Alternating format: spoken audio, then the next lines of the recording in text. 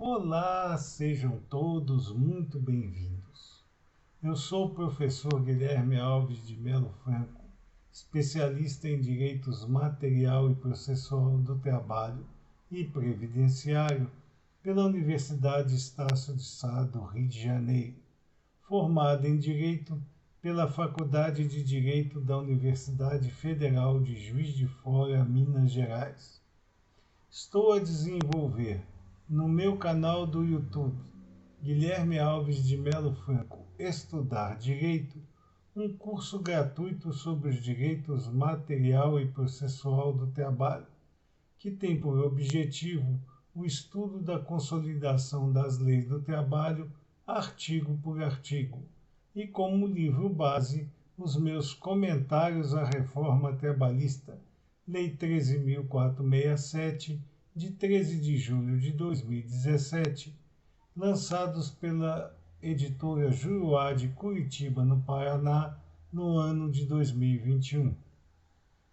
Esta é a nossa aula de número 85 deste nosso curso gratuito sobre os direitos material e processual do trabalho. E nela estaremos a desenvolver nossos entendimentos a respeito dos artigos 200 e 201 da Consolidação das Leis do Trabalho, que continuam a jornada de operária brasileira a respeito dos preceitos de medicina e segurança do trabalho. Diz o artigo 200 da Consolidação das Leis do Trabalho que cabe ao Ministério do Trabalho e Previdência estabelecer disposições complementares tendo em vista as peculiaridades de cada atividade ou setor de trabalho. Portanto, continua a consolidação das leis do trabalho a determinar ao Ministério do Trabalho e Previdência o estabelecimento das disposições a respeito de medicina e segurança do trabalho. Esse artigo 200 é ainda mais específico quanto a esta obrigação do Ministério do Trabalho e Previdência e traz hipótese em que mesmo as normas regulamentadoras da Portaria 3.214, de 8 de junho de 1978, não são suficientes para o desenvolvimento das atividades a respeito dos preceitos de medicina e segurança do trabalho. Portanto, o artigo 200 da Consolidação das Leis do Trabalho determina que, além destas normas regulamentadoras, cabe ao Ministério do Trabalho e Previdência estabelecer disposições complementares, tendo em vista as peculiaridades de cada atividade ou setor de trabalho. Neste sentido, ele ainda determina que o Ministério do Trabalho e Previdência dê prioridade aos seguintes casos: medidas de prevenção de acidentes e equipamentos de proteção individual em obras de construção, demolição ou reparos. Portanto, aqui a consolidação das leis do trabalho vem a se preocupar com um dos setores onde mais acontecem acidentes do trabalho e doenças profissionais dentro do cenário juslaboral brasileiro, que é o setor de construção civil. Porém, ele não se afeta apenas aos casos da construção propriamente dita, mas também aos casos de demolição e reparos nas obras já existentes, que em muitos casos, principalmente no setor de demolição, os riscos à rigidez física e mental dos trabalhadores são bastante acentuados. Também determina o artigo 200 da Consolidação das Leis do Trabalho que o Ministério do Trabalho e Previdência estabeleça disposições complementares a respeito do depósito, manuseio e armazenagem de combustíveis inflamáveis e explosivos, inclusive estabelecendo normas quanto ao trânsito e permanência de pessoas nesses locais onde se desenvolvem essas atividades. Portanto, nos casos dos depósitos, em em atividades que permitam ou prescindam de forma muito acentuada a questão do manuseio e armazenagem, deve haver uma limitação ao trânsito de pessoas e a permanência das mesmas nos locais de trabalho onde se desenvolvem essas atividades, protegendo a todos os trabalhadores com os eventuais riscos às suas rigidezes físicas e mentais. Determina também o artigo 200 que o Ministério do Trabalho e Previdência estabeleça disposições complementares com relação ao trabalho em escavações, túneis, galerias, minas e pedreiras, inclusive quanto ao risco de explosões, soterramentos, incêndios, desmoronamentos que são imanentes a esse tipo de atividade empresarial. E, além disso, também no sentido da eliminação de gases, poeiras e outros agentes patológicos, estabelecendo ainda métodos de retirada dos empregados do local de forma rápida e organizada. Portanto, o Ministério do Trabalho e Previdência está obrigado a estabelecer medidas complementares para a eliminação de todos os riscos do trabalho executado em escavações, túneis, galerias, minas e pedreiras, justamente para evitar também a perda de centenas de pessoas, de vidas, nestes acidentes que ocorrem nesses locais de trabalho, que por si só já apresentam uma periculosidade extrema ao exercício profissional ali desenvolvido. Deve também o Ministério do Trabalho e Previdência apresentar normas particulares e complementares para a proteção contra incêndios, bem como as medidas preventivas, como o revestimento de portas e paredes que vedem a propagação do fogo, garantindo a segura e fácil circulação com corredores de acesso e saídas amplas, protegidas e sinalizadas. Esta situação de proteção contra os incêndios nos traz à mente a terrível situação da Boate Kiss de Porto Alegre, onde milhares de jovens perderam suas vidas por falta justamente das condições mínimas de proteção contra incêndios que ali não existiam, sendo que até mesmo as portas e saídas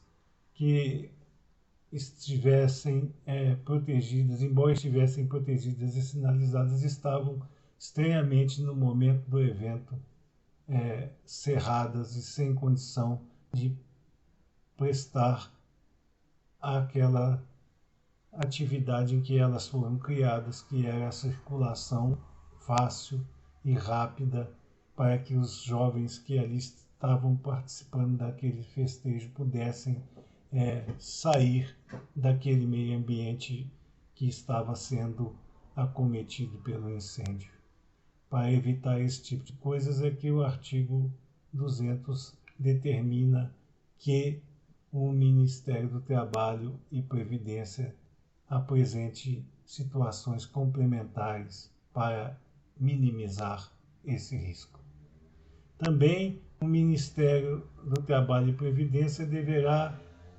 manter normatização complementar a respeito da proteção contra a insolação, calor, frio, umidade, ventos, principalmente estabelecidos nos trabalhos a céu aberto, com proteção contra as endemias, distribuição de água potável e alojamentos rígidos, para evitar que os trabalhadores ali exercendo suas atividades profissionais, sejam acometidos de doenças, tanto profissionais quanto fora do ambiente profissional, como também doenças e motivações advindas do próprio ambiente do trabalho. Deverá também o Ministério do Trabalho e Previdência estabelecer normas complementares a respeito da proteção dos empregados contra a ação de agentes químicos e biológicos, radiações, ruídos, vibrações e trepidações ou pressões anormais existentes nos meios ambientes do trabalho, com especificação das medidas cabíveis para a eliminação desses efeitos, ou ainda que seja a mitigação dos mesmos, porque nós, como vimos nas aulas anteriores, a eliminação completa da ação dos agentes químicos, biológicos, radiações, ruídos, vibrações e trepidações ou pressões anormais do meio ambiente de trabalho é praticamente impossível de ser conseguida. Portanto, ainda que seja a mitigação desses efeitos, o Ministério do Trabalho e Previdência deverá fazer normatizações complementares para evitar que esses agentes sejam ativados contra a rigidez física e mental dos trabalhadores que ali estejam a desenvolver suas prestações pessoais de serviço aos seus empregadores. Por outro lado, também deve o Ministério do Trabalho e Previdência, para o mesmo fim, estabelecer os níveis de tolerância, o tempo de exposição, a intensidade e efeitos deletérios, a rigidez física e mental dos empregados, para que os mesmos e os próprios empregadores possam estabelecer com segurança qual é o nível de tolerância, o tempo de exposição e a intensidade dos efeitos deletérios à higiene física ou mental dos empregados, para evitar que os mesmos estejam em exposição superior aos permitidos, para que possa ser preservada a sua sanidade física e mental. Para isso também deve estabelecer o Ministério do Trabalho e Previdência a obrigatoriedade de exames médicos, sejam eles periódicos ou sejam eles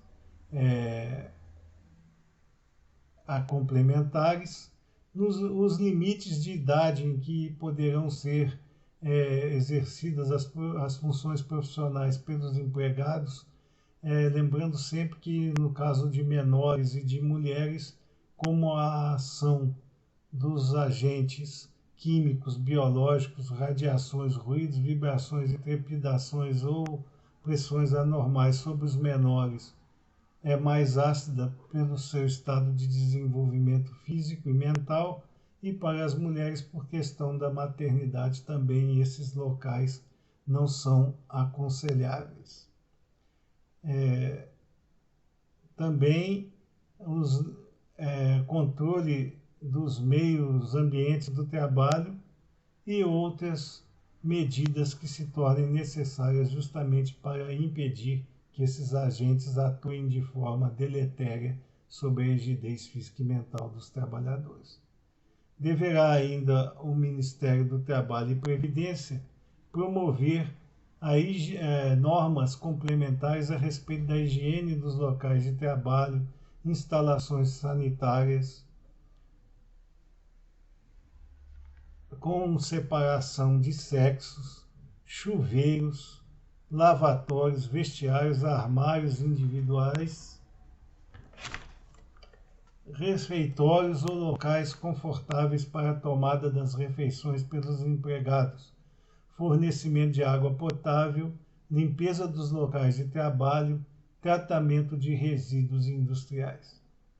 Portanto, na composição das normas complementares, deverá o Ministério do Trabalho e Previdência promover aquelas que visem a higiene dos locais de trabalho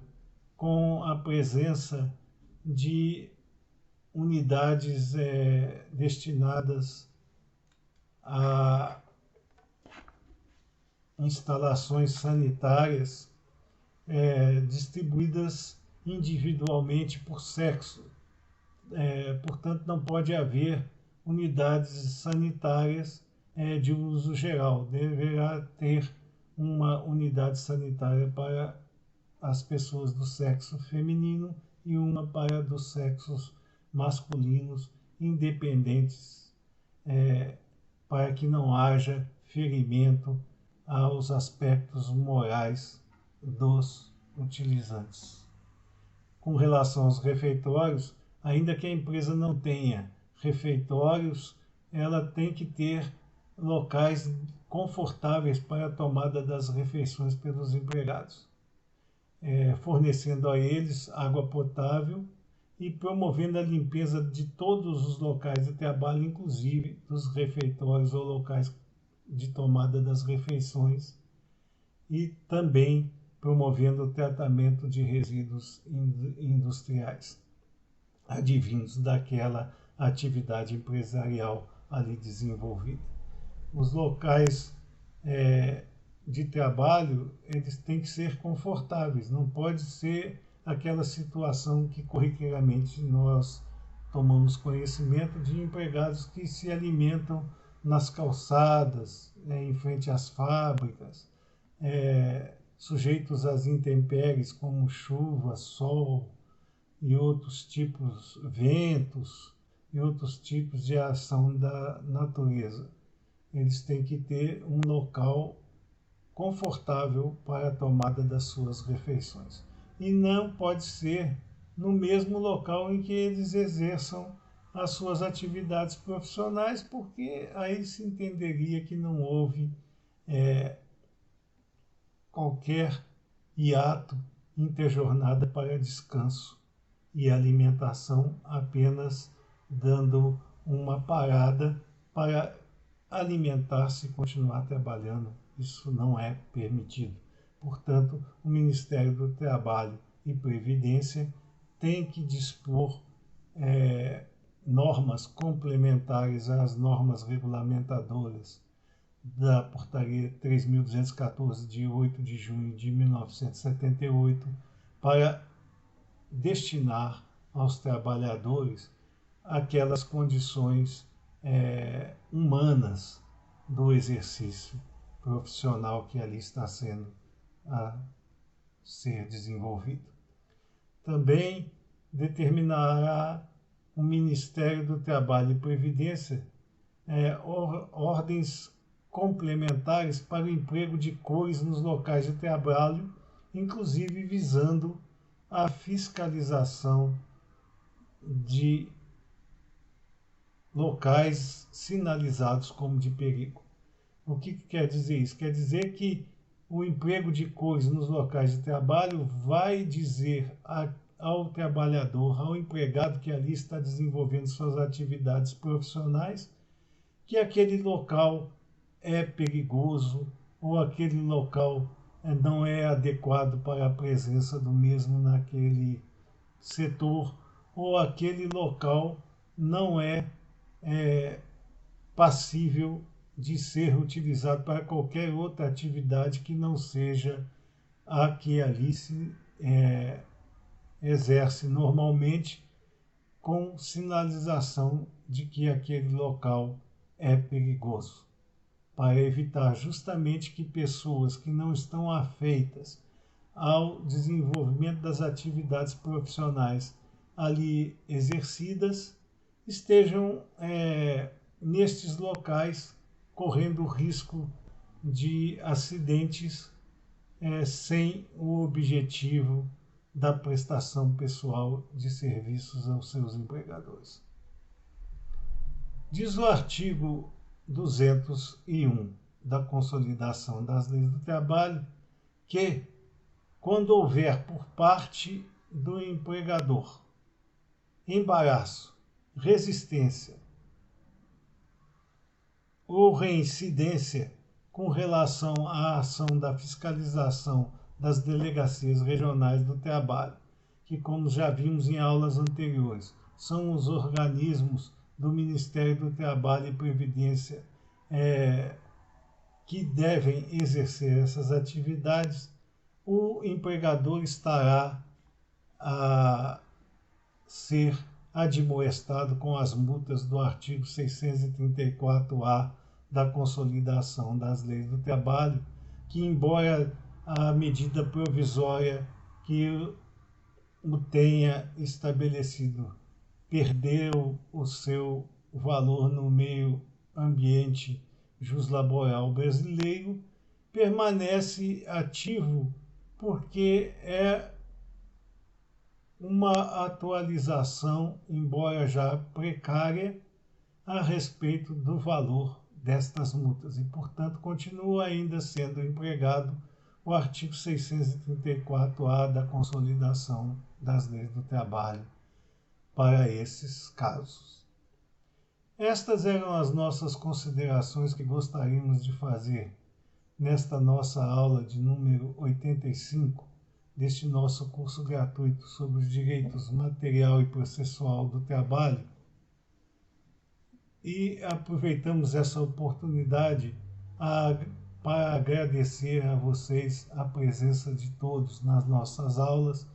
e fazer aqui o nosso agradecimento por este ano que ora se finda neste nosso curso, já que esta é a nossa última aula do ano, e desejar a todos um ano de 2023 pleno de saúde, paz, felicidade e muito sucesso. E agradecer também a vocês que estão inscritos no nosso canal e pedir ainda uma vez mais que vocês que ainda não se inscreveram, que se inscrevam e deixem seus likes nas nossas aulas, porque é através dessas atividades que nós poderemos manter esse curso gratuito sobre os direitos material e processual do trabalho ativo e desenvolver a distribuição do conhecimento ao maior número de pessoas possível. Muito obrigado a todos.